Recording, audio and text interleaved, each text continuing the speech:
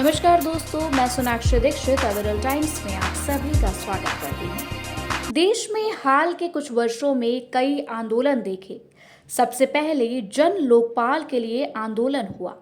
इस आंदोलन को मिले समर्थन के बलबूते अरविंद केजरीवाल सत्ता की सीढ़ियां चढ़कर अपनी मंजिल पर पहुंच गए, लेकिन दिल्ली में जन लोकपाल नहीं बनाया।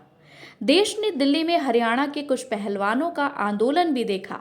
यह पहलवान राजनीति के अखाड़े में कूदने के लिए उसी खेल को नुकसान पहुंचाते रहे जिसकी बदौलत उन्होंने दौलत और शोहरत कमाई। देश ने किसान आंदोलन भी देखा। किसानों के कल्याण और उनके बेहतर भविष्य के लिए मोदी सरकार जो 3 कानून लेकर आई, उसके बारे में भ्रम फैलाकर देश भर में किसानों का आंदोलन खड़ा कर दिया गया, जिसके चलते सरकार को तीनों कृषि कानून वापस लेने पड़े। खुद को किसान कहने वाले आंदोलनकारियों ने कानून व्यवस्था का भी खूब मजाक बनाया और सरकार को झुकाने का अभियान सफलतापूर्वक चलाकर दिखाया। मगर अब इस किसान आंदोलन का सच एक प्रमुख आंदोलनकारी ने ही देश के सामने रख दिया है। आपको बता दें कि भारतीय किसान यूनियन के चढ़ूनी गुट के अध्यक्ष गुरुनाम सिंह चढ़ूनी ने कहा है कि किसानों ने हरियाणा में कांग्रेस पार्टी के पक्ष में माहौल बनाया था। मीडिया में छपी खबरों के मुताबिक गुरुनाम सिंह चढ़ूनी ने कहा है कि किसानों ने हरियाणा में कांग्रेस के पक्ष में माहौल बनाया था, लेकिन पार्टी ने सब कुछ वरिष्ठ नेता भूपेंद्र सिंह हुड्डा पर छोड़ दिया था। संयुक्त संघर्ष पार्टी के संस्थापक चढ़ूनी ने विधानसभा चुनावों में कांग्रेस की हार का सबसे बड़ा कारण यही बताया है।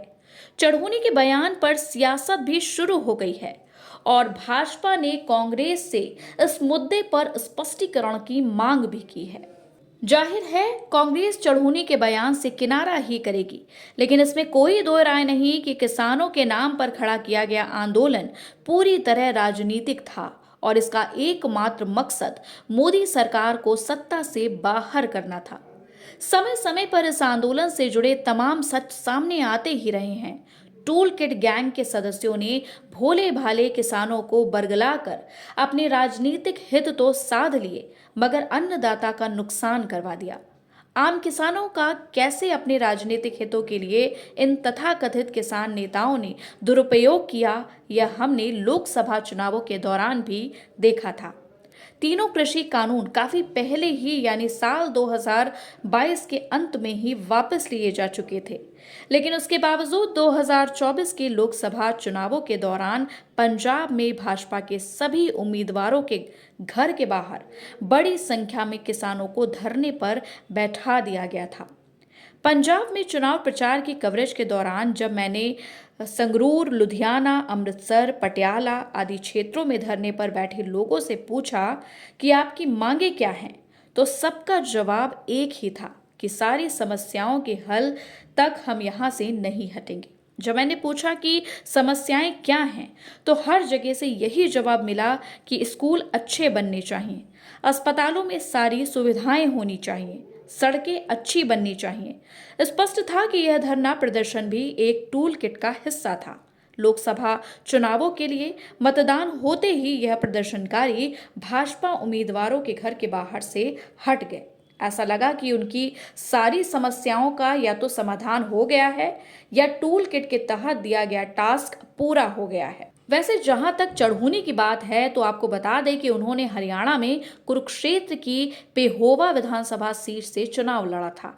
यहां जनता ने मात्र 1170 वोट देकर उनकी जमानत तक जब्त करा दी थी।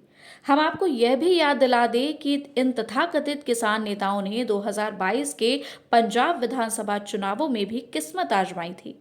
पंजाब की 31 में से 22 किसान यूनियनों ने संयुक्त समाज मोर्चा नामक पार्टी बनाकर चुनाव लड़ा था और किसान नेता बलबीर सिंह राजेवाल को अपना मुख्यमंत्री उम्मीदवार भी घोषित किया था।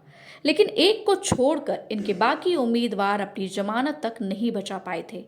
अब हरियाणा में भी इस पार्टी का जो हश्र हुआ है, उसे साफ है कि आम जनता और आम किसानों का समर्थन ही इन लोगों के पास कभी भी नहीं था। विदेशी इशारे पर और विदेशी पैसे के बलबूते भारत की छवि को खराब करने और सरकार के खिलाफ माहौल बनाने का जो षड्यंत्र रचा गया था, उसका सच सामने आ चुका है। यह समय है कि देश सतर्क हो जाए और गैर राजनीतिक आंदोलनों की असली मंशा को पहचाने। धन्यवाद।